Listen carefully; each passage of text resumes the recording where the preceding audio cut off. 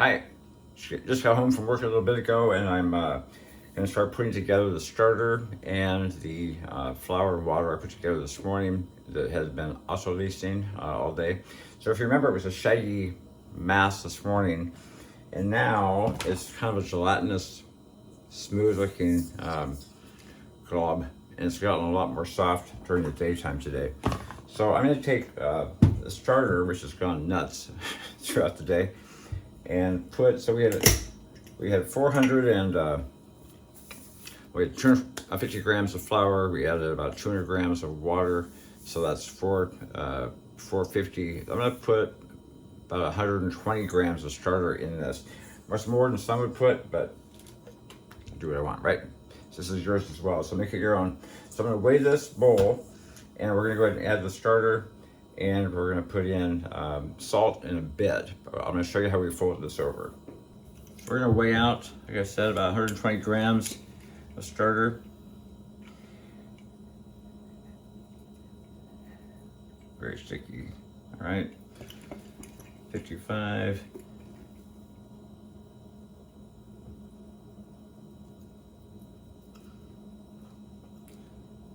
That's 164, a bit more than I wanted, but we'll just pull a tiny bit of this off by spinning this up with a spoon.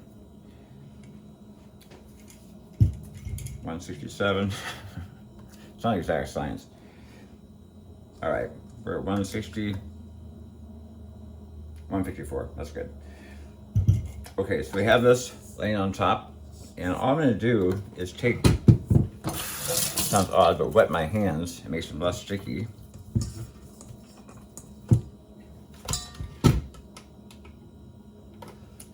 And I'm gonna lift this up. See how gelatinous this is? Like I said in a prior video, it's kind of like snot. But I'm gonna put my hands under here, pull it up, and just fold it back over. And if it gets sticky again, just add some water. Lift it up, fold it back over. And it's gonna get more and more mixed each time we do this. I do about 20 to 30 minutes between foldings for a couple of hours. And I'm slowly working this starter into the flour and water mix in this morning. Very gelatinous. Now, we used a lot of water when we made this morning on the higher end at 200 grams of water with 250 grams of flour. So it's gonna be harder to work with, but we get a lighter, fluffier, more moist dough in the end. So that's all I'm gonna do. I'm gonna take this, cover it back up, leave it for 30 minutes, and we'll do it again. All right, so it's been 20 minutes. We're gonna go ahead and uncover our starter and dough here again. Wet your hands, and we're just gonna come through and scoop it up, lift and fold it over on itself. We're gonna keep doing this again every 20 minutes to half an hour. I won't keep showing you each time, but it does start to change and becomes more and more of a cohesive ball of dough, although it's still gonna be wet. And then just wet your hands so they get sticky. I'll do this several more times, and I'll come back to you in a bit here. So it's been 2 hours, and we're pretty much have a very soupy, well-defined pile of goo here. And you want to keep pulling this and stretching this. We're gonna let it sit for a couple of hours, actually, let it rise a bit. We've worked in the starter into the dough, the flour and water from this morning.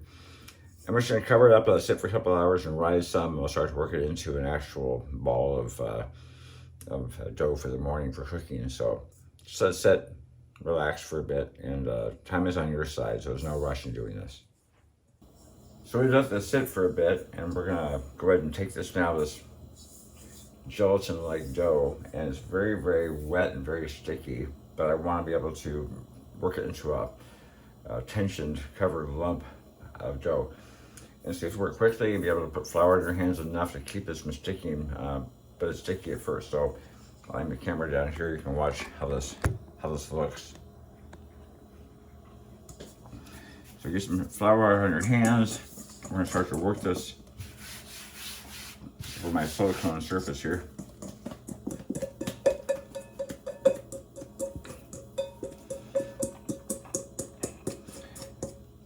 Might be a bit intimidating to work with this stuff because it's very, very to keep flour, just keep patting it,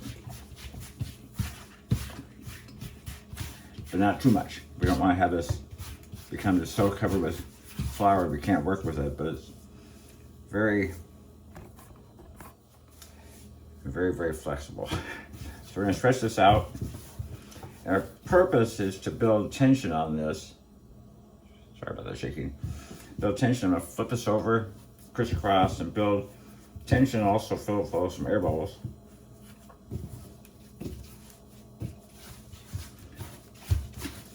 And then elongate again.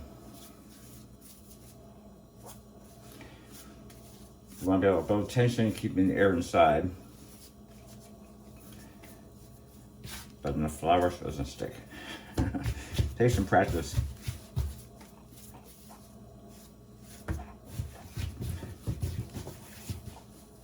Crisscross.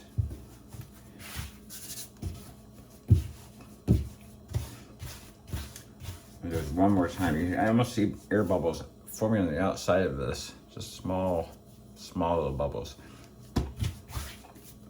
Elongate.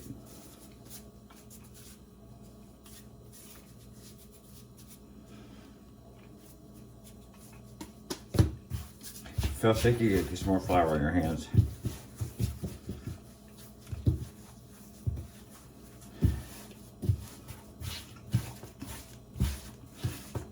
All right, I had to set the counter for a while by itself, but I'm not sure if you can see this or not, but there's small bubbles forming on the surface. That's good. But I'm gonna tuck this up and under. And slowly build tension on it.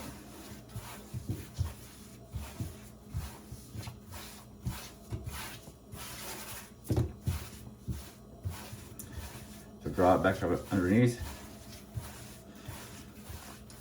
And we'll let this sit for a bit, and I'll shape and form it some more.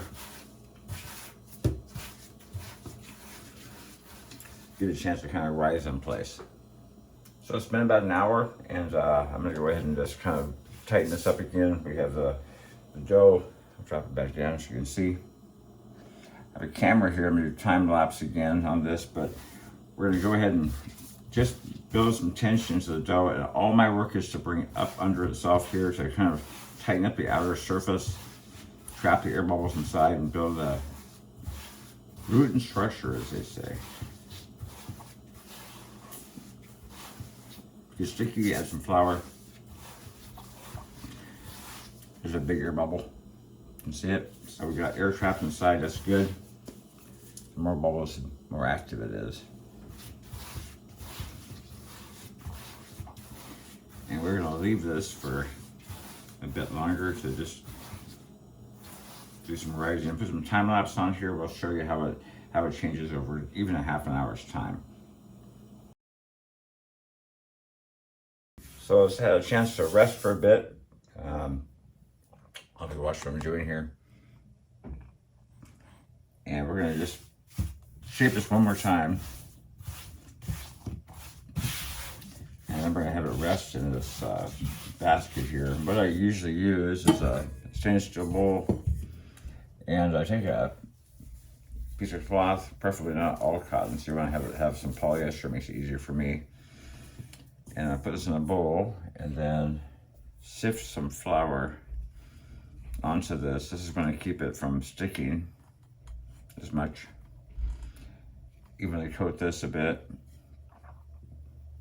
Then we're going to invert this into the bowl, and on top side here we want to pinch and close off any open seams. Just hold for a few seconds, pinch those closed and trap the air inside. Just hold it.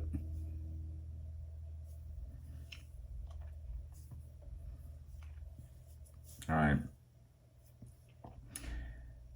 We're gonna have this rest for a bit before we trap the air inside. This is important for tomorrow. We're gonna set this here for a bit.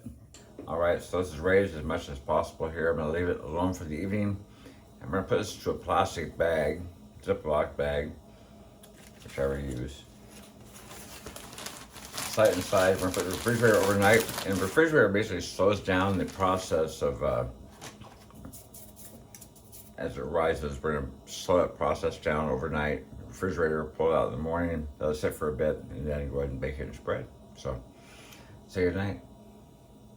Well, it's time to make our bread. So I've had the dough sitting overnight in the refrigerator, a plastic 1 gallon bag, and it's all nicely sealed up here. I'm gonna go ahead and transfer this into a bowl, just for shaping purposes. Some parchment paper, and I put this upside down. This is how I do it. Flip it over. Now, we have a cloth that's stuck to the dough. When you release this, don't just pull it off, because if you pull it off and you tear a hole, you've taken that nice firm skin of the dough and you'll puncture it and let air through, which we don't want. We want the air bubbles to form inside. So I slowly work this back. Slowly.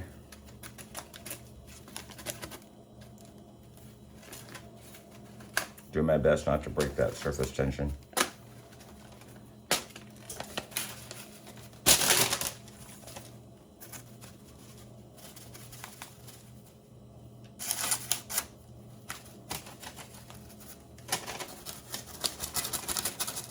There we go. Next, I keep a razor blade in my kitchen. Of course, doesn't everyone.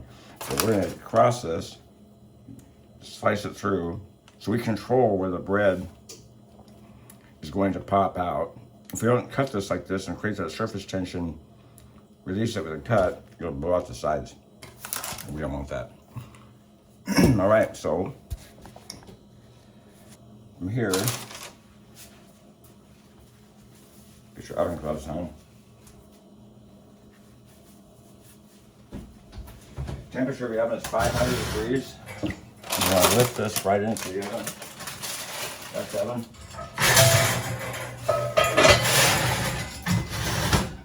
There's a lid on top, and we're going to set a timer for 20 minutes.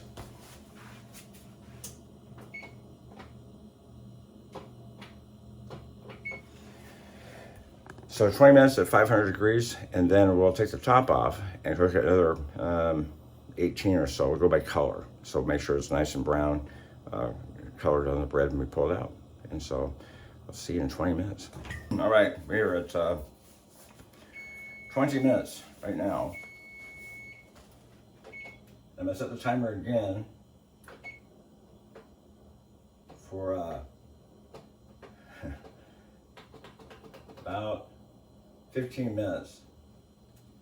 I'm gonna drop the temperature oven down to 450. So from 500 to 450, I'm gonna take the lid off.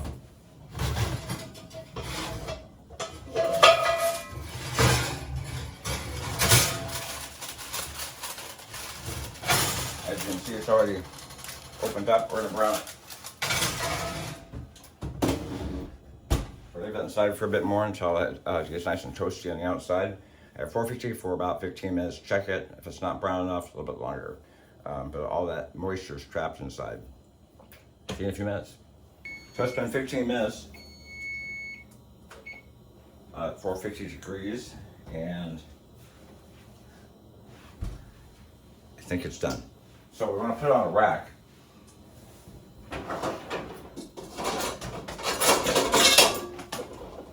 As that cools, we're gonna put this on a rack, and you're gonna be tempted. You're gonna wanna cut into this bread and have a hot, warm bread from the oven. Don't. When you cut into it and it's just out of the oven, steam will pour out of the bread, making the rest of it not as tender as it could have been. All right, you ready?